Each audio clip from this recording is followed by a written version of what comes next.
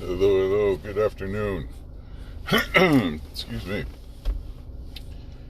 I don't know, I'm all over the place today, but I did post something on my blog, jbrandonhall.com, if you want to listen to it. If you want to check it out. Where I was kind of talking about this, because WordPress put an option to link to Anchor. So I'm going to link this to that. I don't know if there's any congruency between what I talk about here and what I write about. It's also very raw and unedited, just kind of top of mind stuff.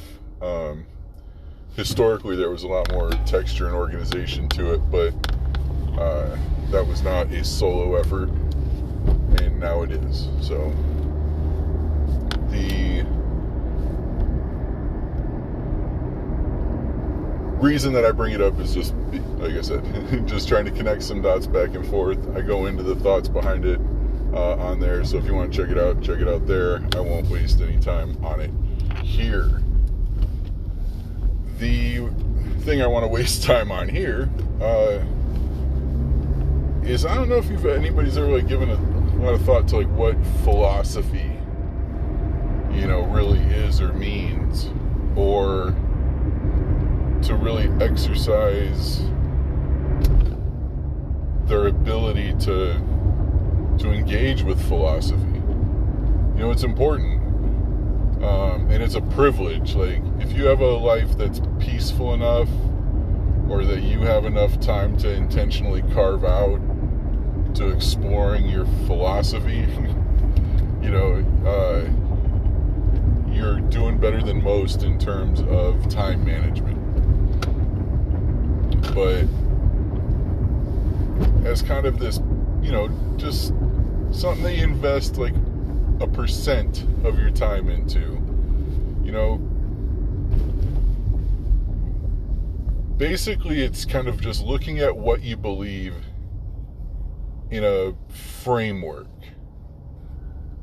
that allows you to kind of look for connections amongst our own personal beliefs, and how those beliefs relate to the world at large. It can connect you with a history of people who have held similar beliefs. Maybe give insight into, where our belief systems are not doing us the most justice. They're not being as useful. They're not as exciting. Our philosophy of life is the level of permission that we give ourselves to have fun. Fun comes with this whole range of social pressures where, are you prioritizing your time wisely? Is that safe? Is it wasteful? Is it whatever?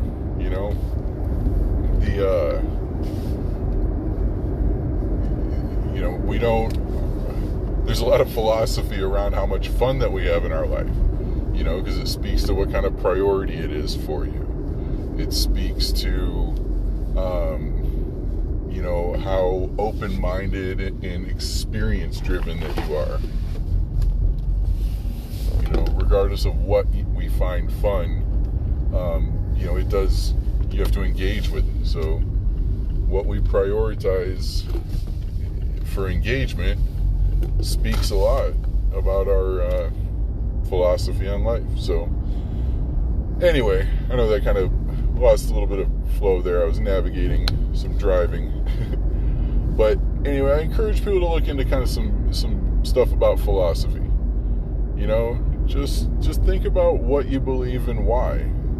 I've encouraged this in a lot of different, contexts, but this one's kind of interesting because for the most part, philosophy is kind of stupid.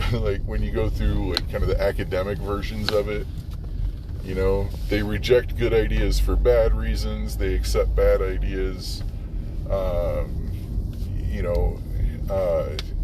Anyway, there's just the academic version of it is highly structured and just a little bit off-putting. I think that's why most people don't really engage with it.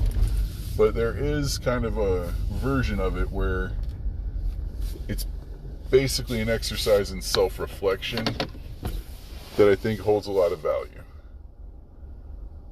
You know, there's this guy, Ray Monk, and look him up on YouTube. He's got some talks that he gives in this very relaxing voice. So if, you know, do it with the lights on so you don't fall asleep. He's very soothing.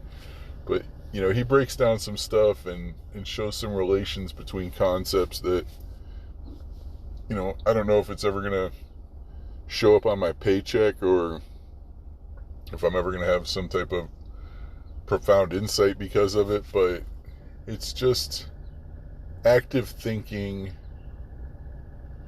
and kind of engaging with high-level thought that's been around for a long time as well. That's another fascinating thing, is that when you look at the underlying thought processes behind huge ideas, these things have been around for a long time.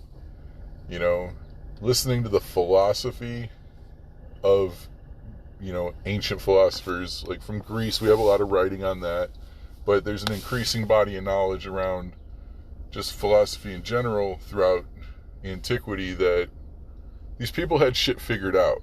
You know, they were as smart or smarter as some of our best and brightest are today, and it's really fascinating to just kind of see how the brain power's been there for a long time.